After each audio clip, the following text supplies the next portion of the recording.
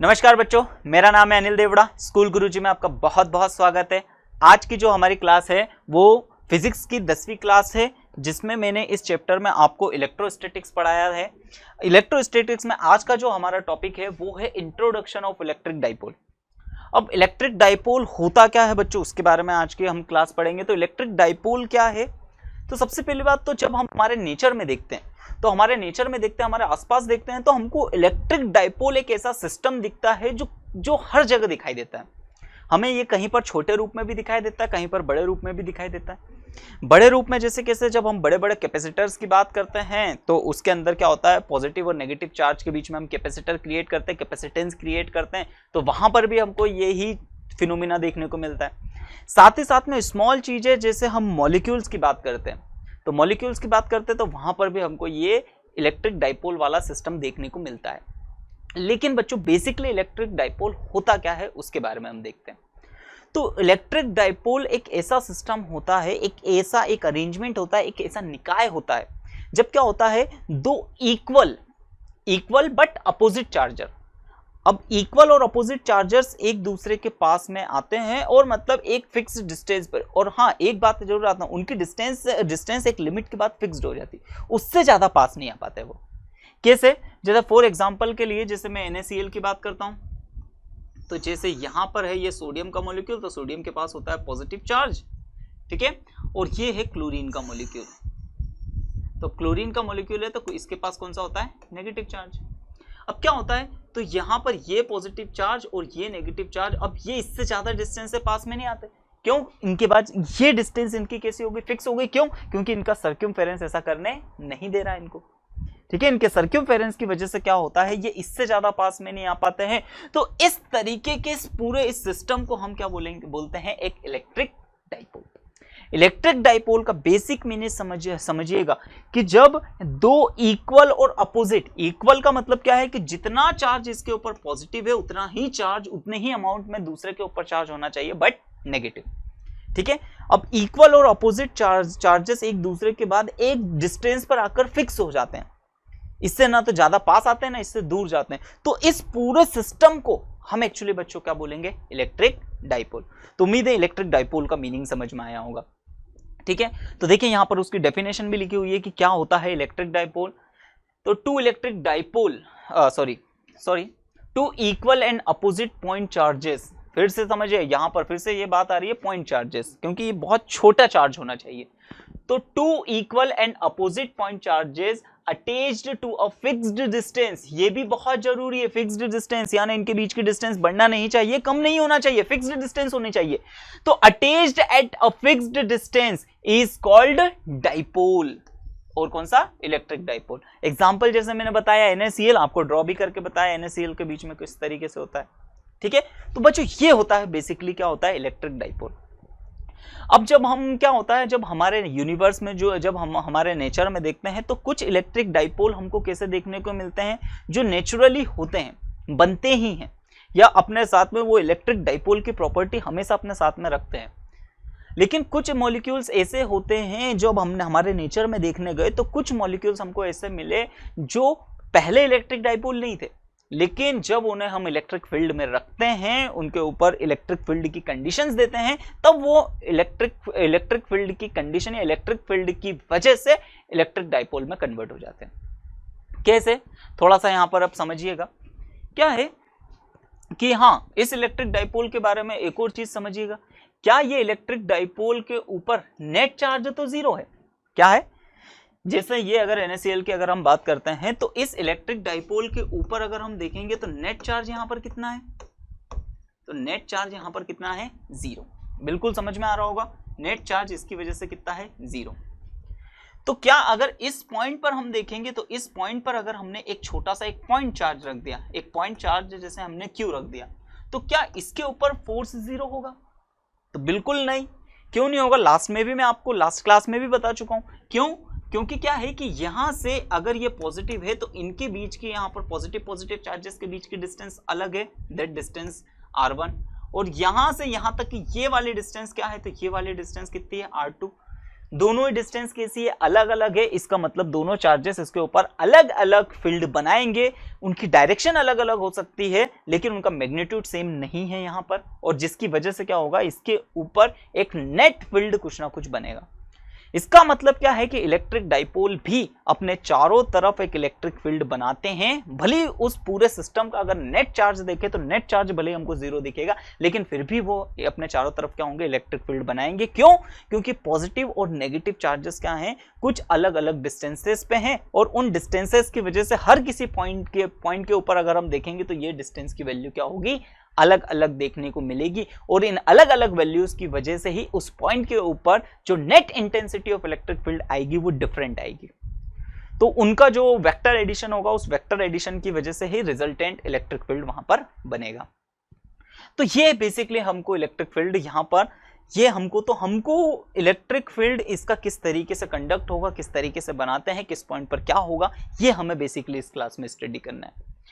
अब सबसे पहली बात तो जैसे मैंने आपको बताया कि इलेक्ट्रिक डाइपोल जो होता है हम उसे दो तरीके से बना सकते हैं, एक जो नेचुरली बनते हैं और एक वैसे ऐसे इलेक्ट्रिक डाइपोल जिसको हम मैग्नेटिक फील्ड इलेक्ट्रिक फील्ड में रखने के बाद वे बनते हैं। जैसे सबसे पहली बात तो पहले टाइप की कैसे, when centre of positive and negative charges do not coincidence and have distance between them. मतलब क्या है कि जब क्या होगा कि एक ऐसा सिस्टम जिसमें पॉजिटिव और नेगेटिव चार्ज एक ही जगह पर नहीं रखा होगा, उनके बीच में कुछ फिक्स्ड डिस्टेंस होगी।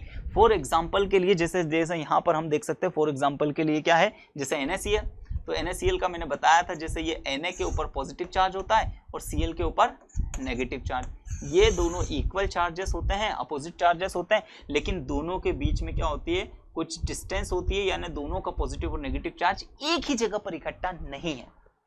ठीक है, और एक ही जगह पर इकट्ठा नहीं है, तो इस तरीके से ये जो सिस्टम बनेगा ये क्या बनेगा, इलेक्ट्रिक डाइपोल।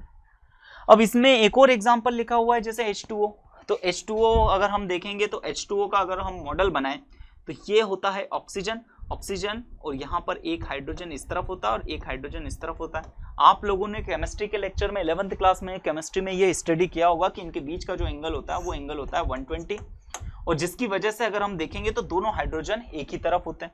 अब ऑक्सीजन के ऊपर एक इसकी वजह से नेगेटिव चार्ज, एक इसकी वजह से नेगेटिव चार्ज, हाइड्रोजन के ऊपर पॉजिटिव। ठीक है, अब देखो थोड़ा सा यहां पर समझना, अब थोड़ा सा अगर मैं इसका एक मीन वैल्यू ले लूं, यानी मीन नेगेटिव चार्ज ले लूं, तो ये यहां कहीं आ जाएगा। इनकी वजह से जो मीन इफेक्ट पड़ेगा नेगेटिव चार्ज का वो यहाँ, और इन दोनों की वजह से, और कितना मीन इफेक्ट 2 नेगेटिव, और इन दोनों की वजह का मीन इफेक्ट देखूंगा तो यहाँ कहीं आएगा इनके सेंटर पे। ठीक है, मतलब इनकी मीन पोजीशन ले ली। समझ में आ रहा है, इन चार्जेस की क्या है, दो अलग अलग चार्जेस हैं, तो इन चार्जेस की मैंने एक मीन पोजीशन ले ली, यानी मैं दोनों चार्जेस को यहाँ ना रख के हुए यहाँ मान सकता हूँ। ठीक है, ये हमने सेंटर ऑफ मास वाले टॉपिक में 11th क्लास में अच्छे से स्टडी करके आ चुके हैं। ठीक है, तो ये 2 पॉजिटिव यहाँ पर आएगा। अब फिर से देखेंगे तो इनके बीच में कुछ डिस्टेंस भी आ रही है, तो एक तरफ नेगेटिव चार्ज, एक तरफ पॉजिटिव चार्ज, दोनों चार्जेस इक्वल है, और इनके बीच की डिस्टेंस ये हमेशा फिक्स्ड डिस्टेंस होती है, और ये फिक्स्ड डिस्टेंस है, इसकी वजह से ही हम क्या बोलेंगे कि ये क्या बन जाएगा, तो हमारा वाटर मॉलिक्यूल भी एक इलेक्ट्रिक डाइपोल की तरह बिहेव करता है। तो सबसे पहले हमने इलेक्ट्रिक डाइपोल पढ़े, ये इलेक्ट्रिक फील्ड में जाए या अलग से कहीं पर भी यूनिवर्स के किसी भी हिस्से में हो, ये हमेशा किस तरीके से एक इलेक्ट्रिक डाइपोल या नेचुरली इलेक्ट्रिक डाइपोल की तरह बिहेव करेंगे। ठीक है, तो ये इस तरीके के पहले। अब दूसरे तरीके के हम देखते हैं, तो जैसे दूसरे तरीके का, if the centre of positive and negative charges coincides then only under effect of external electric field a distance is created between them and they behave as electric dipole. जैसे कि इसका एक एग्जांपल लेते हैं हम, जैसे कार्बन डाइऑक्साइड का अगर हम एग्जांपल ले लें, तो कार्बन डाइऑक्साइड के ऊपर क्या होगा, तो बच्चों ध्यान से देखिएगा कि कार्बन डाइऑक्साइड, तो ये हमारे पास में क्या है, सिंपली बच्चों बहुत ज्यादा हम केमिस्ट्री नहीं पढ़ रहे, सिंपल मैं आपको बता रहा हूं कि ये कार्बन डाइऑक्साइड है। कार्बन डाइऑक्साइड से एक ऑक्सीजन इधर अटैच्ड होता है और एक ऑक्सीजन इधर अटैच्ड होता है, बीच में एक बॉन्डिंग होती है, ये आपको सिंपली समझना है। ठीक है, अब इस ऑक्सीजन के ऊपर 2 नेगेटिव चार्ज रहता है, इस ऑक्सीजन के ऊपर भी 2 नेगेटिव चार्ज, और इस कार्बन के ऊपर 4 पॉजिटिव चार्ज रहता है। सिंपली ये हमें पता है। ठीक है, केमिस्ट्री में हमने ये स्टडी किया है। अब इस तरीके से चार्ज रहता है, लेकिन अब तीनों का अगर हम मीन वैल्यू देखें यहां पर, अब यहां पर आपको समझ में आएगा कि positive and negative charge concentrate मतलब एक ही जगह पर कैसे होते हैं, ये समझना है हमको कैसे। तो अगर इसका देखें तो मीन पोजीशन पॉजिटिव की मैं यहां पर बना रहा हूं, इसकी मीन पोजीशन पॉजिटिव की तो यही आएगी कितनी, +4 सेम। अब यहां पर इस चीज को समझिएगा, यहां पर इस चीज को क्या समझिएगा कि दोनों अगर इस तरफ है, अब ये एक तराजू की तरह बिहेव कर रहा है, ये यहां पर अगर मैं एक लाइन बना के तराजू, तो इस तरफ भी सेम वैल्यू, इस तरफ भी सेम वैल्यू, यानी दोनों की मीन पोजीशन फिर से यही नहीं बनेगी। और ये और टोटल चार्ज कितना मान सकते हैं, टोटल चार्ज बच्चों हम यहां पर कितना मान सकते हैं, तो टोटल चार्ज हम यहां पर मान सकते हैं कितना, फिर से 3 मान सकते हैं, सॉरी -4 मान सकते हैं, 2 इसका, और ये सारा का सारा चार्जेस का जो मीन चार्ज वैल्यू है वो हमारे पास एक ही जगह पर आ रही है, और एक ही जगह पर जा रही है, तो दोनों की वजह से इफेक्ट कितना हो जाएगा, 0। इनके बीच में हमारे डाइपोल की कंडीशन क्या है, डाइपोल की कंडीशन ये है कि उनके बीच में कुछ ना कुछ डिस्टेंस होना चाहिए, तो एक ही जगह पर पॉजिटिव का भी इफेक्ट आ रहा है, एक ही जगह पर नेगेटिव का भी इफेक्ट आ रहा है, तो इसकी वजह से ये नेचुरली डाइपोल तो नहीं है। इजीली सभी को क्लियर हुआ बच्चों, ये हमारे पास इलेक्ट्रिक डाइपोल तो बेसिकली नहीं है, ठीक है। अब ये नेचुरल इलेक्ट्रिक डाइपोल नहीं है, लेकिन हम इसे इलेक्ट्रिक डाइपोल बना सकते हैं, ठीक है।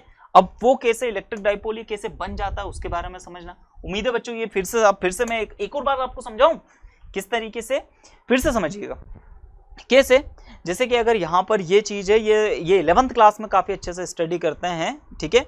अगर मैं क्या करूं, इस पेन को मैं क्या कर सकता हूं कि यहां पर भी मास है, यहां पर भी मास है, लेकिन बीच में कहीं ना कहीं एक ऐसा पॉइंट जरूर होगा जहां पर ये क्या हो जाएगा, इस तरीके से बैलेंस हो जाएगा, ठीक है। एक सिंपल सी मैं आपको डेफिनेशन, और यहां पर क्या बोलूंगा कि इस पूरे पेन का इफेक्टिव मास कहां पर मान सकते हैं अपन, यहां पर मान सकते हैं, ठीक है।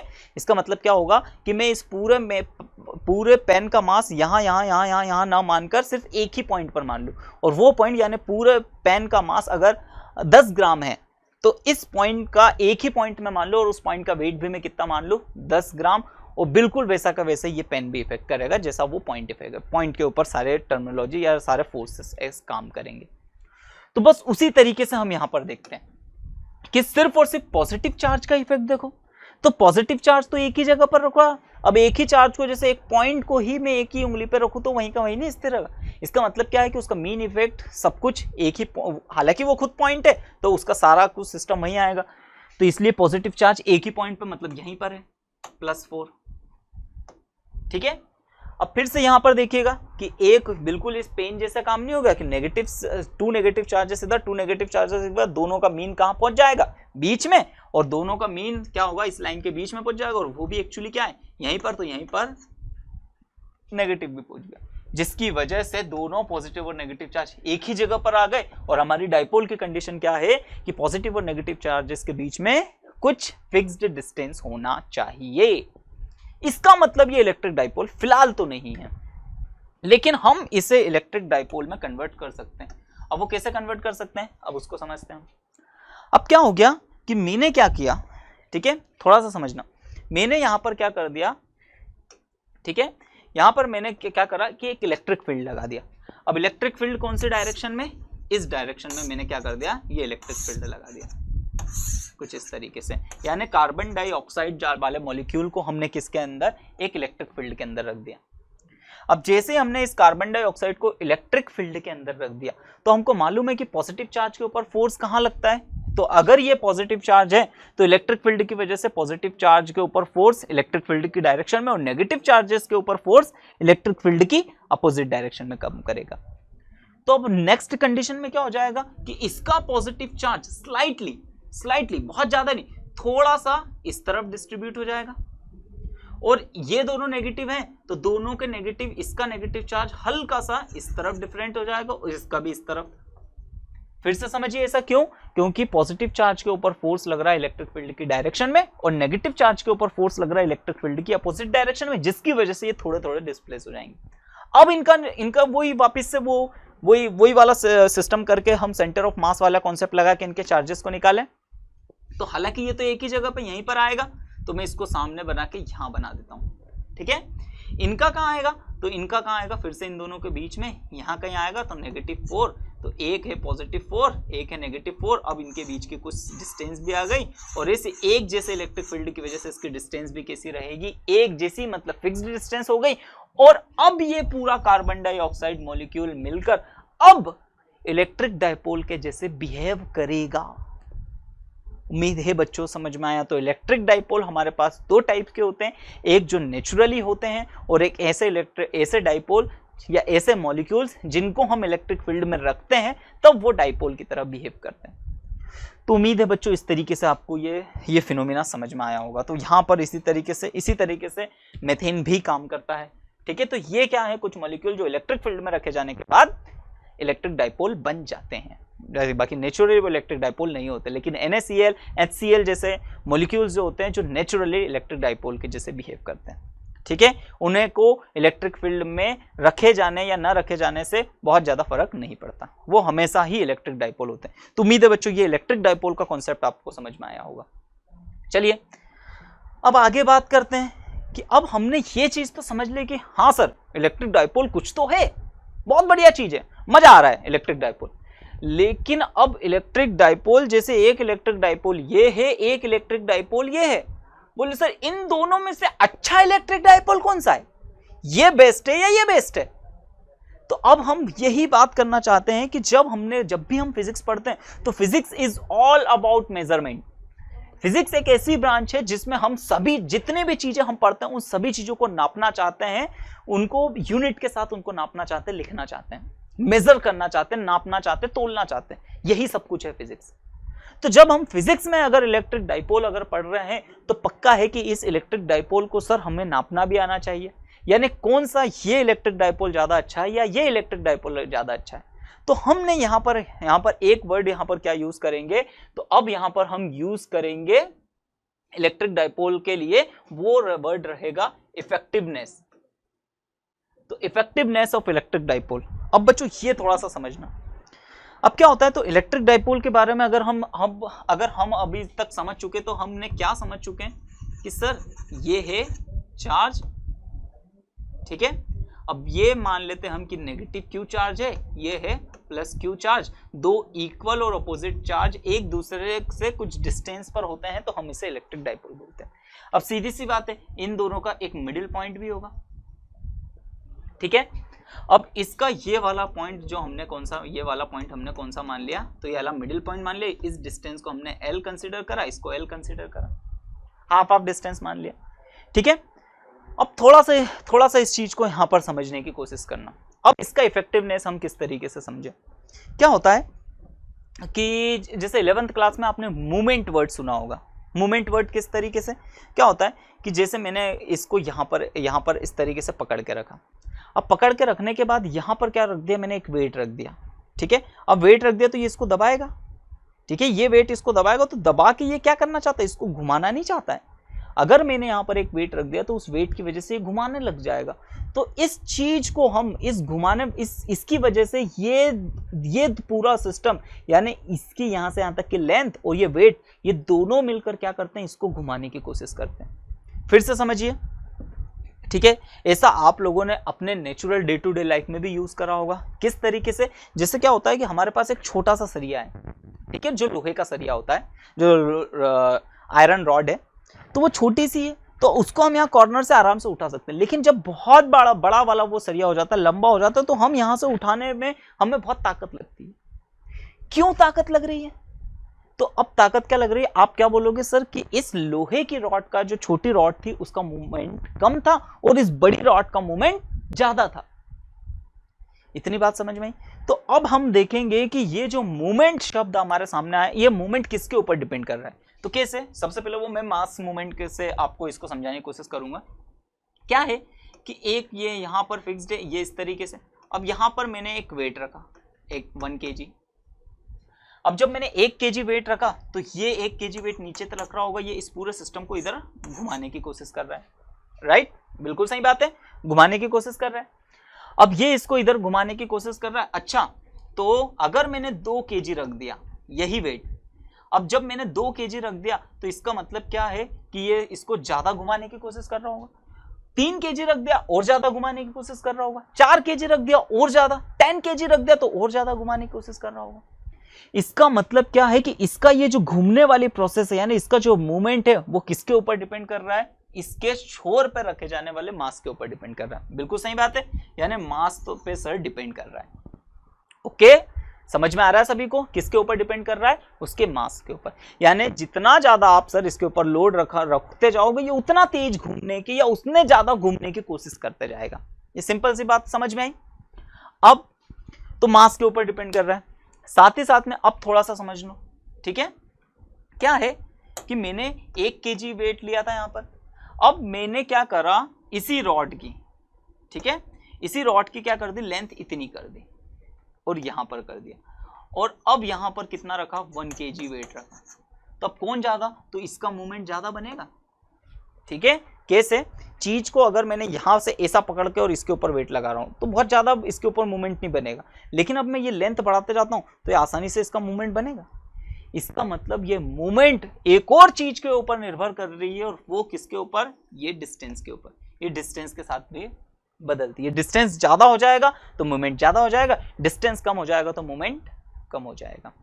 इसका मतलब कि यहां से यहां तक की ये डिस्टेंस, और साथ ही साथ में किसके ऊपर, मास के ऊपर, दोनों के ऊपर डिपेंड कर रही है।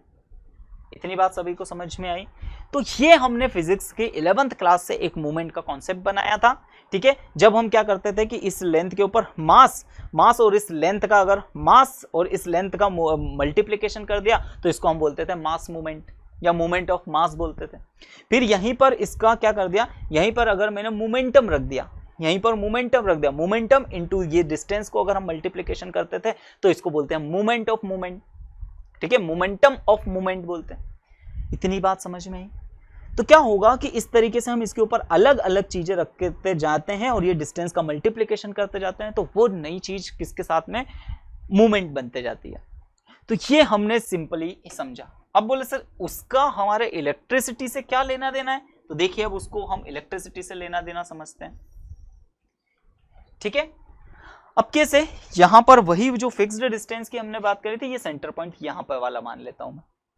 अब इसके ऊपर चार्ज रखा है, तो इस चार्ज का मल्टीप्लिकेशन अगर मैं ये डिस्टेंस के साथ कर दूं, वही बात तो हो रही थी, मास था तो मास का मल्टीप्लिकेशन इस डिस्टेंस के साथ, तो मास मूवमेंट बन गया था। अब चार्ज का इस लेंथ के साथ में मल्टीप्लिकेशन, जहां से ये घूमना चाहती है इसके साथ मल्टीप्लिकेशन कर दूंगा तो ये क्या बन जाएगा, तो सीधी सी बात है, ये क्या बन जाएगा, इलेक्ट्रिक मूवमेंट बन जाएगा या इलेक्ट्रिक डाइपोल मूवमेंट बन जाएगा।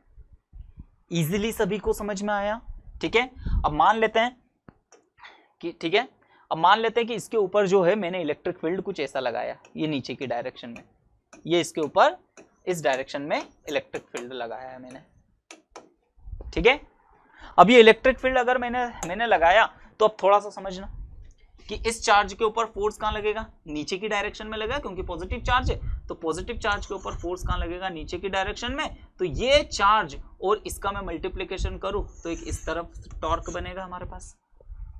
समझ में आया सभी को, क्या बनेगा, टॉर्क या मूवमेंट बनेगा। ये क्या करेगा, इसको इधर घुमाने की कोशिश, फोर्स और ये डिस्टेंस का मल्टीप्लिकेशन कर दिया, तो इस डायरेक्शन में, यानी ये हमको कौन से डायरेक्शन में घुमाने की कोशिश कर रहा है, तो ये क्लॉकवाइज डायरेक्शन में घूम रहा है। बिल्कुल सही बात है। तो अब समझिए, जब क्लॉकवाइज डायरेक्शन में घूम रहा है तो मैंने क्या करा, चार्ज और उसकी लेंथ का मल्टीप्लिकेशन कर दिया, दैट इज QL। फिर इसके ऊपर फोर्स किस डायरेक्शन में लगेगा, इस चार्ज के ऊपर, तो सीधी सी बात है इसके ऊपर इलेक्ट्रिक चार्ज के अपोजिट डायरेक्शन में, यानी फोर्स इस डायरेक्शन में लगेगा।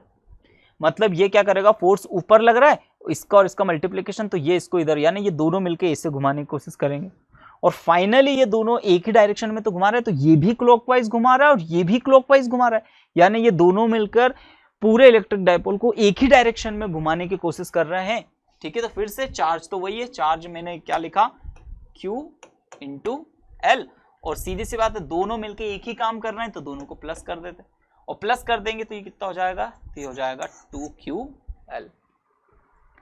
तो इस तरीके से हमारे पास में क्या बना, इस तरीके से हमने दो इलेक्ट्रिक डायपोल के इफेक्टनेस को देखा, कौन सा अच्छा इफेक्टिव है, ठीक है। इसका मतलब दो अगर हमारे पास अलग अलग डाइपोल है, कौन सा डाइपोल ज्यादा इफेक्टिव है, ज्यादा अच्छा है, ज्यादा अच्छे से घूमना चाहता है इलेक्ट्रिक फील्ड में, तो इसको हमने कैसे मेजर किया। तो मुझे क्या क्या चीज चाहिए, मुझे ये चाहिए कि सबसे पहले बात तो उसके एंड पे जो भी चार्ज है उनमें से कोई सा भी एक चार्ज, मुझे पॉजिटिव से मतलब नहीं है, खैर हालांकि इलेक्ट्रिक डाइपोल तो पॉजिटिव नेगेटिव से मिलता है, चाहे मैं ये वाला चार्ज लूं, चाहे नेगेटिव चार्ज लूं, चाहे पॉजिटिव चार्ज लूं, मुझे सिर्फ और सिर्फ उसके मैग्नीट्यूड से मतलब है। साथ ही साथ में क्या है कि यहां से यहां तक की उसकी ये डिस्टेंस मुझे चाहिए, क्योंकि डिस्टेंस आ रही है, या फिर इसे हम कुछ इस तरीके से भी मेजर कर सकते हैं कि यहां से यहां तक की ये टोटल डिस्टेंस 2L ही तो हो गई, यानी चार्ज और उनके बीच, दोनों चार्जेस के बीच की डिस्टेंस, ऐसा भी बोल सकते हैं, one charge and distance between both the charges, the product of one charge and distance between both the charges is called effectiveness of electric dipole. तो दोनों तरीके हैं, दोनों तरीके से आप समझ सकते हैं कि इलेक्ट्रिक डाइपोल क्या होता है। तो आप समझ लेते हैं electric dipole. The effectiveness of electric dipole is given by, तो समझ में आया ना ये फॉर्मूला कहां से आया, ठीक है, कौन सा, ये एक्चुअली क्या है कि कौन सा डाइपोल अच्छा है, पावरफुल है, कितना ताकतवर है, इसके बारे में कौन हमें बताता है, तो वो बताता है इलेक्ट्रिक डाइपोल मूवमेंट। और इलेक्ट्रिक डाइपोल मूवमेंट यहां से समझिएगा, तो उसी इफेक्टिवनेस को हमने नया नाम दिया इलेक्ट्रिक डाइपोल मूवमेंट, और उसका फॉर्मूला क्या बन जाएगा, P is 2QL, where P is called electric, P is called dipole moment, Q charge at one end only, एक एंड का कोई सा भी, 2L is the distance between the charges, या यहां पर आप चाहो तो एक वर्ड और लिख सकते हो, distance between both the charges, दोनों चार्जेस के बीच की डिस्टेंस को ही हम क्या मानेंगे, 2L। ये बात जरूर ध्यान रखिएगा। अक्सर बच्चे जब इसके न्यूमेरिकल आ जाते हैं तो गलती कर जाते हैं, बहुत बार क्या बोल दिया जाता है, जैसे यही फॉर्मूला एक हमने बनाया कि एक चार्ज यहां पर है, एक चार्ज यहां पर है, इसकी वैल्यू +4, इसकी वैल्यू -4 कूलम, ठीक है, इनके बीच की डिस्टेंस 10 दे दी, तब आपको इसका इफेक्टिवनेस निकालना है तो सीधे इन दोनों का मल्टीप्लीकेशन कर देना है। बहुत सारे बच्चे इसमें क्या सोचते हैं, इसको ही L मानने लग जाते हैं, ठीक है, क्योंकि यहाँ पे ये जो डिस्टेंस लिए बच्चों ये हमने 2L लिए, यानी अगर आप 10 को यहाँ पर लिखोगे, इस फॉर्मूले में रखना चाहते हो तो 2L = 10 यूज करना पड़ेगा, और L की वैल्यू कितनी आएगी, 5, और अल्टीमेटली जब इसमें आप रखोगे तो 2 × Q एक चार्ज की वैल्यू और L की वैल्यू 5, तो 2 यहाँ पे L की वैल्यू 5 और इसका 2 का मल्टीप्लिकेशन करके 10 ही आएगा। तो यहाँ थोड़ा सा ध्यान दीजिएगा, इसका जो छोटा सा न्यूमेरिकल बनता है बच्चे अक्सर गलती कर देते हैं, ठीक है। तो इनके बीच की डिस्टेंस 2L है, बहुत बार इनके बीच के डायरेक्ट डिस्टेंस देते तो डायरेक्ट आपको चार्ज का मल्टीप्लिकेशन करके आंसर शो करना है। तो उम्मीद है बच्चों ये चीज समझ में आई होगी आप लोगों को। अब एक बात और विशेष यहाँ पर समझने वाली बात क्या है कि electric dipole movement is a vector quantity, ठीक है, इसके पास इसकी डायरेक्शन होती है, और वो डायरेक्शन क्या होती है, तो वो डायरेक्शन होती है कि P is a vector quantity, इस direction is along the line from negative to positive charges. अब नेगेटिव टू पॉजिटिव चार्जेस का मतलब यहां पर थोड़ा सा आप समझना कि इलेक्ट्रिक डाइपोल मूवमेंट की डायरेक्शन हम किस डायरेक्शन में मानेंगे, तो ये इलेक्ट्रिक डाइपोल मूवमेंट की डायरेक्शन P की डायरेक्शन जो होगी वो हमेशा नेगेटिव चार्ज से पॉजिटिव चार्ज की डायरेक्शन में होगी, और इन दोनों को मिलाने वाली इस लाइन के अलोंग होगी। इतनी बात सभी को समझ में आई। तो ये बात आप लोगों को विशेष तौर पर याद रखना है कि इलेक्ट्रिक फील्ड की जो इलेक्ट्रिक डाइपोल मूवमेंट की जो डायरेक्शन होगी वो नेगेटिव चार्ज से पॉजिटिव चार्ज को मिलाने वाली जो लाइंस है, वो रेखा है, उसके अलोंग होगी। इतनी बात सभी को समझ में आई। तो ये बात आप लोगों को विशेष तौर पर याद रखनी है। अब इसकी यूनिट देख लेते हैं हम। तो भैया इलेक्ट्रिक डाइपोल, तो इसका P का जो फॉर्मूला बना हमारे पास इलेक्ट्रिक डाइपोल मूवमेंट का, वो है 2QL, ठीक है। अब 2 तो एक मतलब इंटीजर वैल्यू है, इसकी कोई यूनिट नहीं होती है। Q क्या होता है, तो Q क्या है यहाँ पर, चार्ज की यूनिट कितनी है, कूलम, और लेंथ की है मीटर। तो हमारे पास इलेक्ट्रिक डाइपोल मूवमेंट की जो यूनिट है वो है कूलम मीटर। तो ये आप लोगों को याद रखना है, ठीक है। तो चार्ज की यूनिट कूलम, और m यहाँ पर क्या है, तो लेंथ की यूनिट है, यहाँ पर डिस्टेंस को मेजर कर रहे हैं तो वो हम मीटर से मेजर करते हैं।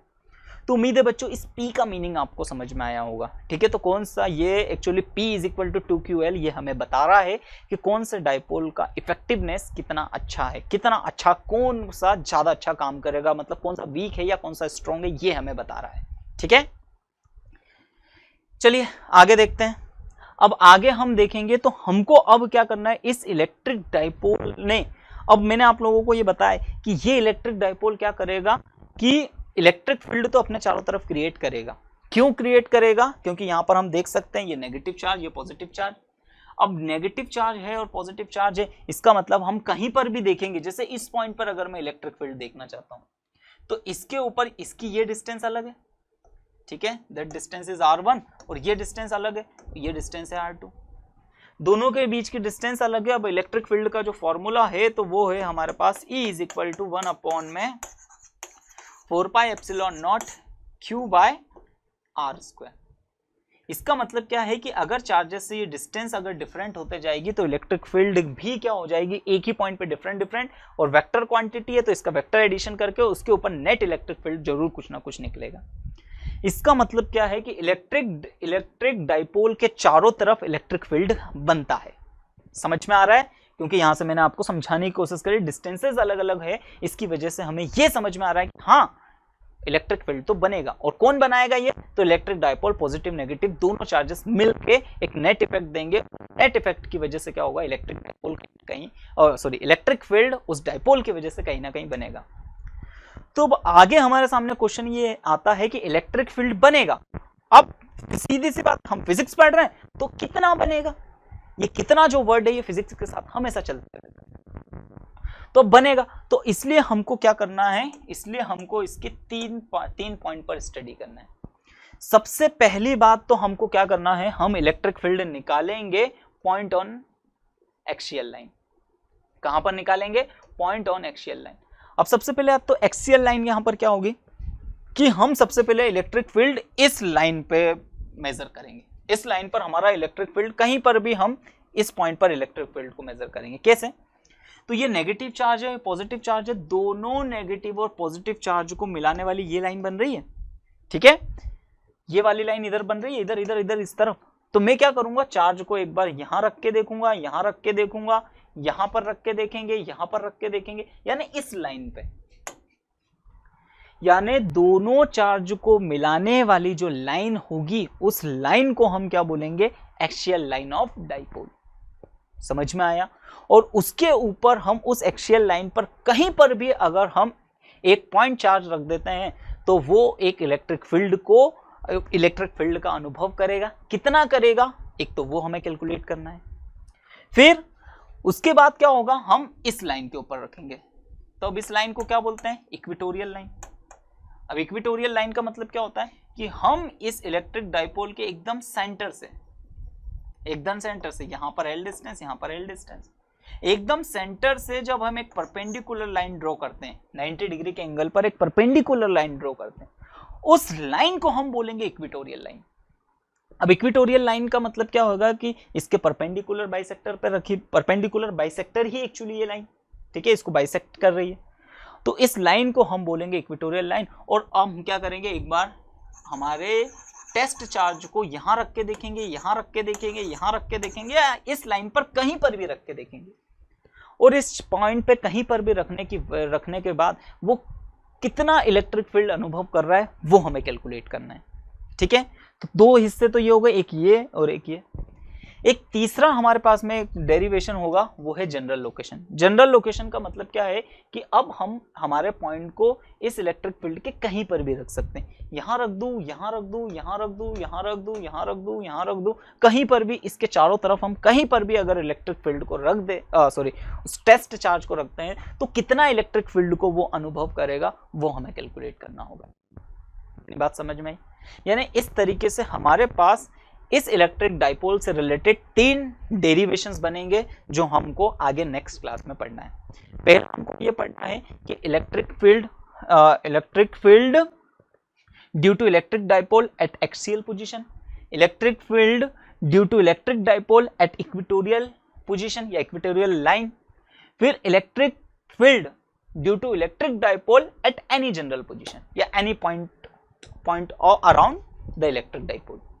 तो इस तरीके से हमारे पास में क्या बनेंगे, 3 ये टॉपिक बनेंगे, 3 डेरिवेशन हमको पढ़ना है, ठीक है। तो यहाँ तक उम्मीद है आप लोगों को समझ में आया होगा इलेक्ट्रिक डाइपोल। तो ये क्लास का मेरा बेसिक मीनिंग ये था कि आपको इलेक्ट्रिक डाइपोल का मीनिंग अच्छे से समझ में आने लगे, इलेक्ट्रिक डाइपोल मूवमेंट क्या होता है किस तरीके से। तो इलेक्ट्रिक डाइपोल मूवमेंट उसकी ताकत को शो करता है, जिसका जो फॉर्मूला होता है वो P = 2qL होता है। साथ ही साथ में इसकी जो डायरेक्शन होती है वो नेगेटिव चार्ज से पॉजिटिव चार्ज की तरफ होती है। ये आपको बहुत अच्छे से याद करना है, लर्न करना है, ठीक है। तो उम्मीद है बच्चों आज की क्लास आपको काफ़ी अच्छे से समझ में आई होगी। तो अगर आपको मेरा वीडियो अच्छा लगता हो तो प्लीज़ आप मेरे वीडियो को लाइक कीजिए, चैनल को सब्सक्राइब कीजिए, साथ ही साथ में इस वीडियो के लिंक अपने दोस्तों के बीच में ज़रूर शेयर कीजिए ताकि ज़्यादा से ज़्यादा बच्चे इस सुविधा का लाभ उठा पाएँ, ठीक है। तो आज की क्लास हम यहीं समाप्त करते हैं। धन्यवाद।